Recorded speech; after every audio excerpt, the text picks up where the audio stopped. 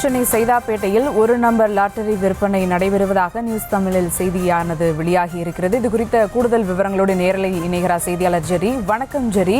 ஒரு number lottery விற்பனையானது அங்கு நடைபெற்று வருகிறது. இது குறித்த முழு விவரங்கள்.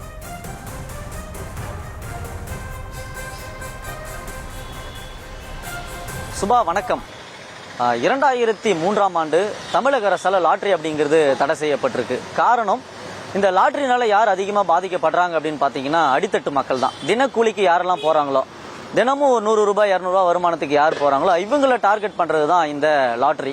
இந்த லாட்டரிங்கிறது நாளடைவில் வந்து இது மது, இந்த புகையிலை போன்ற இந்த எப்படி இது ஒரு மிகப்பெரிய ஒரு கொடூரமான போதை, அந்த மாதிரி தான் இது ஒரு பெரிய ஒரு போதை, ஒரு ஸ்கேமாக தான் நடந்துகிட்டு இருக்கு. தமிழகம் முழுக்க பல்வேறு பகுதிகளில் இந்த லாட்டரி நடந்துகிட்டு வருது. மிக குறிப்பாக எல்லையோர மாவட்டங்களில் இந்த லாட்டரி நடக்கிறது தான் வழக்கம். காரணம், கேரளாவிலிருந்து இந்த லாட்டரி கொண்டு வருவாங்க. அதே போல் கேரளா லாட்டரி மாதிரி போலியான லாட்டரி இவங்க கொண்டு வர்றது வழக்கமாக இருக்குது. இப்போ சமீபத்தில் கூட பல்வேறு மாவட்டங்களில் லாட்டரியை வந்து போலீசார் வந்து இங்கே லாட்டரி விற்பனை செய்கிறவங்கள கைது செஞ்சுட்டு வராங்க.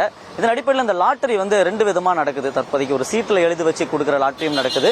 அடுத்து ஆன்லைனில் வாட்ஸ்அப் மூலியமா ஒரு நம்பர் கொடுப்பாங்க.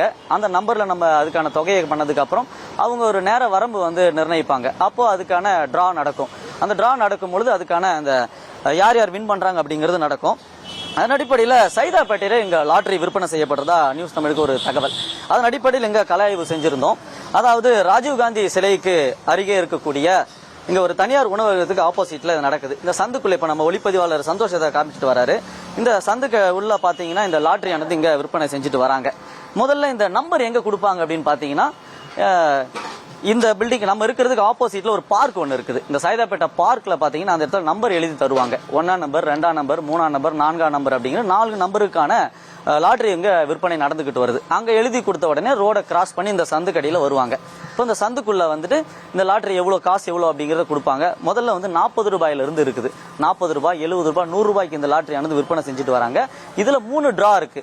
1 மணிக்கு ஒரு டிரா, 2 மணிக்கு, 3 மணிக்குன்னு டிரா இருக்குது. இப்போ நம்ம கையில வச்சிருக்கிறது பாத்தீங்கன்னா 3 மணிக்கான டிரா. இப்படிதான் இந்த டிக்கெட் இருக்கும். இதுக்கு முன்னாடி பாத்தீங்கன்னா சுரண்டல் லாட்டரி அப்படின்னு விற்பனை பண்ணிட்டு வந்தாங்க. இப்போ வந்து இடிசி மிஷின் மாதிரி. இப்போ எப்படி நம்ம உணவகங்கள் போகும்போது பில் எப்படி நம்ம பிரிண்ட் அவுட் எடுத்து கொடுக்குறாங்களோ அந்த மாதிரி இந்த இடிசி மிஷின்ல தான் இந்த பிரிண்ட் நடக்கும். இதுதான் இந்த மிஷின். ஒளிப்பதிவாளர் சந்தோஷ் இப்போ அதை காமிச்சிட்டு வராங்க. இந்த மொபைல் பிரிண்டர் அப்படின்னு சொல்றாங்க. இந்த பிரிண்டர் வந்து கையில நம்ம எடுத்துட்டு போகலாம். இந்த சாதாரண பிரிண்ட் வந்து பாத்தீங்கன்னா கரண்ட்ல வந்து செயல்பட்டு வரும். இது பேட்டரி. இதுல வந்து இந்த நம்பரை வந்து லோட் பண்ணி உள்ள வச்சுட்டோம் அப்படின்னா இது சிஸ்டம்ல வந்து ப்ளூடூத்ல வச்சுக்குவாங்க. இது மூலயமா இதை கொடுக்குறாங்க. அடுத்தது இதுதான் இந்த பேப்பர். இந்த கவுண்ட் பண்ணி யாரெல்லாம் கேஷ் வாங்குறாங்களோ அதை வந்து இதுல நோட் பண்ணி வச்சுக்குவாங்க. 5D, 4D, 5D அப்படின்னு சொல்லிட்டு இதுல வந்து பால் டியர் 1 மணி. இப்போ நான் காமிச்சிக்கிட்டு இருக்கிறது வந்து 1 மணிக்கான டியர்.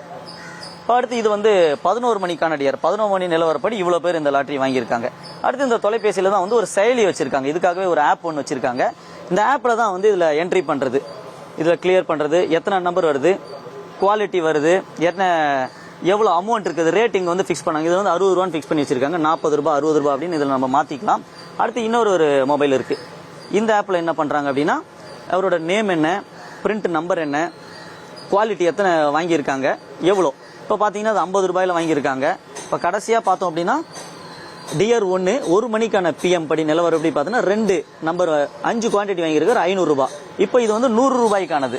இந்த கையில் பார்த்துட்டு இருக்க இந்த பிரிண்ட் பார்த்தீங்க அப்படின்னா இது வந்து 8 மணி நிலவரப்படி. இது வந்து கடந்த வருடம், அதாவது 31ஆம் தேதிக்கான டியர். இதெல்லாம் கடந்து முடிஞ்சாச்சு. அடுத்து இங்கே தான் இதெல்லாம் பார்த்தீங்கன்னா முடிஞ்சது. இவங்கெல்லாம் வந்து காசு கொடுத்து முடிச்சாச்சு.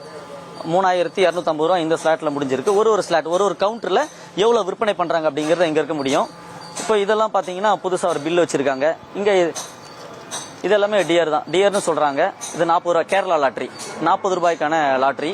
இது 3 மணிக்கு இது வந்து க்ளோசிங் டைம் வந்து முடியுது. இப்போ தகவலின் அடிப்படையில் வந்து நம்ம இப்போ கலாய்வு பண்ண வந்தோம். அப்போ பாத்தீங்கன்னா இங்க லாட்டரி விற்பனை செய்யறது அப்படிங்கிறது உறுதியாச்சு. இப்போ உறுதியாகும் போது உள்ள வந்து நம்ம ஒருத்தராக கேட்கும் பொழுது அவங்க என்ன சொல்றாங்க அப்படின்னா, இப்போ நாங்க வந்து தினக்கூலி ஆட்டோ ஓட்டுநராக இருக்கிறோம், இல்ல மூட்டை தூக்குறவங்களா இருக்கிறோம். இப்போ இந்த லாட்டரியில வந்து ஒரு வருமானம் வந்ததுன்னா எங்களுக்கு வந்து ஒரு யூஸ்ஃபுல்லா இருக்கும். திருவிழா காலங்கள் வருது, பண்டிகை காலம் வருது. தினமும் ஒரு 400 ரூபா 300 ரூபா வருமானத்தை வச்சுக்கிட்டு எங்களை ஆட்டோவுக்கும் வந்து எங்களால் வந்து அதை சரி பண்றதுக்கான காசு, அது பெட்ரோல் போடுறதுக்கு எல்லா வருமானமும் போயிடுது. இந்த வகையில் ஏதாவது எங்களுக்கு காசு வந்ததுன்னா உபயோகமா இருக்கும் அப்படின்னு சொல்றாங்க. இந்த ரூம்குள்ள வந்து இங்க ஒரு 2ஆம் நம்பர் 3ஆம் நம்பர் லாட்டரி, நம்ம வெளியில பார்த்தது 4ஆம் நம்பர் வந்து ஓடிக்கிட்டு இருக்கு. இங்க கால்குலேட்டர்ஸ், அதுக்கான உபகரண பொருட்கள்லாம் வச்சிருந்தாங்க. நம்ம இந்த செய்தி சேகரிக்க வரும்போது அந்த நம்பர் எல்லாம் எடுத்துக்கிட்டு ஓடக்கூடிய காட்சிகளையும் நம்மளால பார்க்க முடியும்.